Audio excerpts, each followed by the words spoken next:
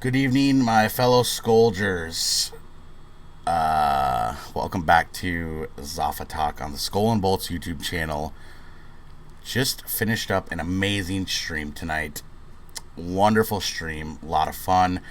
If you're a college football fan, we just watched the end of the Colorado State-Colorado battle that was on. Holy shit, what a football game. First of all, let's start with that. What a football game. Incredible. Deion Sanders, 3-0 on the season. Wonderful game. I believe it ended in double overtime. Absolutely love to see that. Man, good times, good times. But we are here to talk about some not so good times. And this is not going to be a very long video because I don't want to rant again. If you are a follower of me on Twitter at Zafa_gaming or in my Discord server, you know there's been plenty of rants after Thursday night. We're just going to kind of keep this short and sweet, I guess. But I want to start out by saying, okay, Thursday night against the Eagles, the Vikings lost 34-28 to drop to 0-2 to start the season. If you would have told me a week ago that we would be 0-2, I would have been pretty shocked. I would say 1-1 would have been acceptable. We talked about week 1 against Tampa and then going into Philly being a ridiculously hard game. Defending NFC champions on the road, prime time, all things are not set up in the Vikings' favor. I want to preface this by saying that coming out of that game, week 2 in Philly, that I feel more confident about the Vikings going forward than I did going into the game. Because the Vikings, despite the loss, showed up in a big way. This might be biased, but I do believe that the Vikings outplayed the Eagles overall in entirety, minus the turnover game, which, if you take away the 4 turnovers, I think the Vikings win that game. Brutal turnovers. Again, such as in week 1, the Vikings have got to get that under control. They have to stop putting the ball on the ground. There's no denying that. But if you look at the game as a whole and what we did as a team, there were a lot of good things to look at in this game and a lot of downs, for sure. Don't get me wrong, we're going to talk about both of them here. Offensively, let's just start out with what's always controversial here in Minnesota, especially on social media, the quarterback play, Kirk Cousins. I don't care what anyone has to say. Kirk Cousins balled the fuck out in this game. This man, while under tremendous pressure and eventually being down to his 3rd string left tackle, while being abused in the backfield, put up some career stats. And yes, I know the Cousin haters are going to say stats don't mean nothing. Padding his stats. Blah, blah, blah. I'm not here for that. Kirk Cousins played his heart out, kept us in the game. If there's anyone on this YouTube channel that watches these videos and is wanting to put the blame on Kirk Cousins, this is for you. This is aggressive. I don't care. Anyone who wants to put the blame on Kirk Cousins for this loss, this is for you. Just that. There you go. Kirk Cousins, yeah, you don't want to talk about stats, but we're going to talk about stats. 31 for 44, 364 yards, 4 touchdowns to 0 picks. The fumble got destroyed on an unblocked guy from behind. But come on, what more do you want the man to do? What more can Kirk Cousins possibly do? Let's talk about Vikings miscues in this game.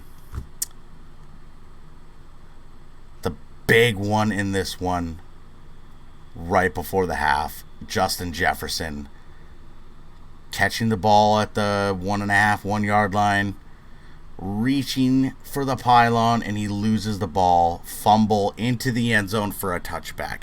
Changed the entire game. Now, we can talk for as long as we want about that rule. The rule of the fumble into the end zone resulting in a touchback and the other team possessing the ball. I've never been a fan of that rule. I've been saying that for years, especially since the Cleveland incident in the playoffs. But it is the rule. So I'm not going to sit here and play the victim complex because it happened to us. I don't like the rule. I think it's a shitty rule. But at the end of the day, it is the rule. And mad respect to Justin Jefferson for owning up to that. But that play changed the entire complex of the game.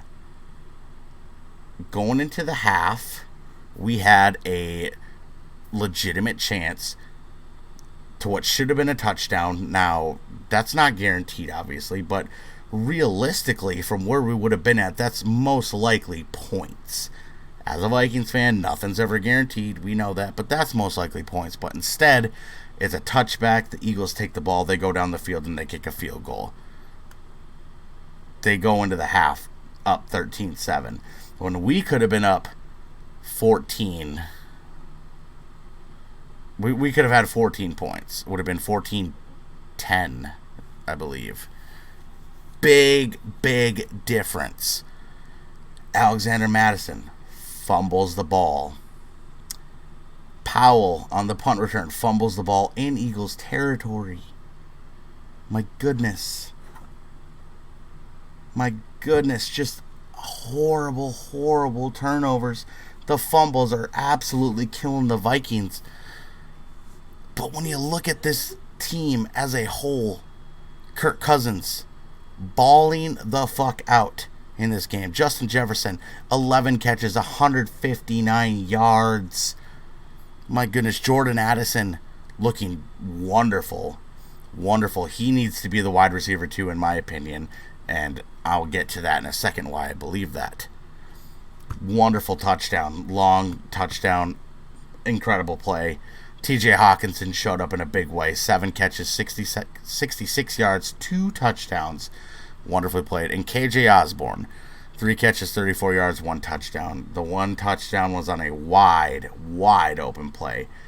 The reason why Jordan Addison needs to be the number 2, in my opinion. Please excuse my son. He's sleeping next to me. Because KJ Osborne, at crucial moments in the game, is dropping passes that cannot be dropped. Week 1, the interception that was taken out of his hands, and then dropping. I saw for sure 2 big ones. The one egregious one, which should have been a big first down, a big yardage chunk play. It's so frustrating to see. It really is. These things can't happen. Easy for me to say, but cannot happen in these big games where we need our guys to step up. Speaking of guys that we need to step up, Alexander Mattison, my goodness, it's not all him. I'm not blaming him. And by the way, before we talk about Alexander Mattison, to the fans, not fans, they don't get to be considered fans, who went to DM Alexander Mattison after the game. I'm sure most of you saw what happened and what people said to him. To anyone who reached out to Alexander Mattison to spew that kind of hatred, disgusting, deplorable, inhumane, trash can humans. No place for them anywhere in this world, let alone on responding to a football game, a game. Like, it's just absolutely ridiculous to see that. And regardless how Alexander Mattison played, that is irrelevant. I will always stand with Alexander Mattison for his content and his character, and Ridiculous. Feel so bad for him. No one deserves that. So, to those who felt the need to reach out and express your disgusting, racist rhetoric, fuck you. From the bottom of my heart, fuck you. Talking from a football sense, Madison and the run game has just not been productive. And I'm not saying that's all Alexander Madison's fault. In my opinion, the Vikings front office needs to make a move. Reisner, I'm sorry, I don't know how you pronounce it. Regardless, sign him, do something, make a move at offensive line. Get Ed Ingram the fuck out of there. I'm sorry. Get him out of there. Darrisaw's hurt. Aliudo, done for the season at tackle. We need some depth to our offensive line. It's killing us. It's killing us. It really is. Oh man. I don't wanna sit here and rant this whole time. But you think about those 4 turnovers. I really think that we beat the Eagles if we don't have those turnovers. Now, the Vikings severely struggled against the run. Really struggled. DeAndre Swift carved the Vikings up. I mean, they really did a number on us on the ground. I mean, DeAndre Swift had 175 yards and a touchdown. Boston Scott had 40 yards. Jalen Hurts 35. Rashad Penny 9 yards.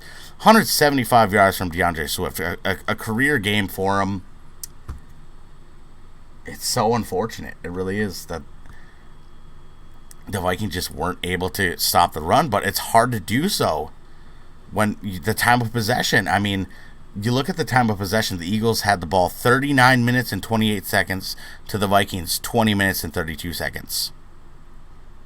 That hurts. That really does. You look at it, 4 fumbles lost for the Vikings, none for the Eagles. 75 total plays for the Eagles, 55 total plays for the Vikings. I just, that's doing everything you can to get in your own way of winning. That's just that's a recipe for disaster, and it frustrates me because when I look at that and like the way we played, especially offensively and defensively at times. Defensively, they played pretty well, minus a couple big plays to Devontae Smith, and then obviously the rushing attack. The Vikings, there's a lot of things to look at and be like excited for. Like I said, I am more optimistic about this team coming out of that loss than I was going into it. After losing week 1 to Tampa Bay at home, I was very down in confidence and didn't expect much from the Vikings coming into this game, and they fought to the very end. After that, the blunder from JJ, and then going into the second half, they fell behind to 20 points, and they showed a little glimpse of last season. They battled back. They battled back, and got right back into it. A 1-score game, just couldn't quite get it done because they couldn't stop the run. But when you have 28 rushing yards as a team, that's not good. They have to figure something out. No disrespect to Alexander Madison, but we might need to see more of Ty Chandler. Might have to happen just to try something different. Some people are saying that we should maybe talk about trying to get in Kareem Hunt. I don't know how plausible that is, but it's an option. The Vikings are now 0-2, which is a terrible spot to be in. Terrible spot. And now they're facing a good team in the Chargers coming up a week from tomorrow. At home, thankfully. And it's going to be... It's a tough stretch for the Vikings. They got to get their shit in gear because it's not going to get any easier. You have the Chargers at home, and then you got the Panthers...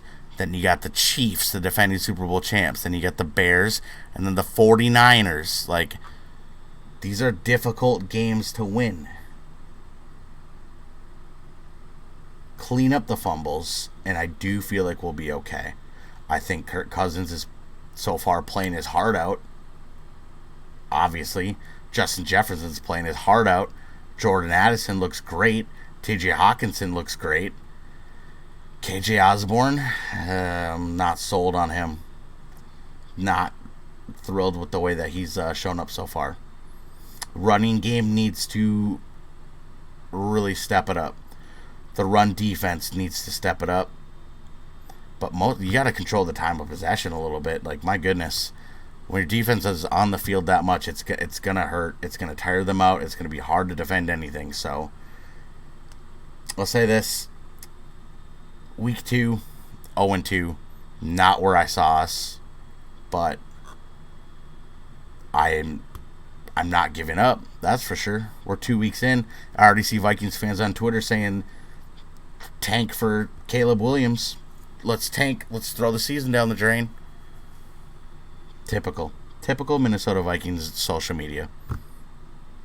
It's exactly why I can't stand interacting with Vikings fans on social media. So, here's what it is. I'll leave it with this. I am optimistic that the Vikings can turn the ship around. Clean up the turnovers. For the love of God, clean it up. Brian Flores, I trust that he has the defense in a better place, but we got to clean up the turnovers so that we can keep our offense on the field and put up more points. We're definitely capable of it. We showed it on Thursday. Kirk Cousins showed that he can do it. We just got to hunker down, figure this shit out, get back to work, and everything could be okay. It can be okay. We can't give up. We cannot give up, Skolgers. It's week 2. Got a long season ahead of us. Anything's possible. Last season proved that we can do so much. So, next Sunday, the 24th, the Vikings get back to work. Excuse me for blurry. Excuse me. There we go. Vikings get back to work against the Chargers at home. Loud and proud, getting that win column, and then we just take it week by week. It's a long season, long season. So I hope everyone enjoys a fun day of Sunday football without the stress of the Vikings playing, and let's get back to work. Don't give up, Skolgers. Do not. Everything will be fine. That's all I gotta say. Thank you guys for tuning into this episode of Zafa Talk, and I will see you guys in the next one. Stay tuned. We're going to do more live ones too. So, if you're not already following on my Twitch channel, twitch.tv/Zafa_gaming, where, like I said, we do lots of fun games. Every Monday, we do Madden Mondays, where we play Madden and we watch the Monday Night Football game. We talk football constantly. So, be sure to check us out there, and there will be live Zafa Talks on the Zafa Gaming Twitch stream, where you can actually be featured on these episodes and ask questions and put in your input live on stream. As always, thank you for tuning in. I'm Zafa. Like the video if you enjoyed the content. Subscribe if you have not. Would greatly appreciate. Stay tuned for SkolNBolts Podcast. They will come when they come. And we will see you guys next time. Peace out. Skol.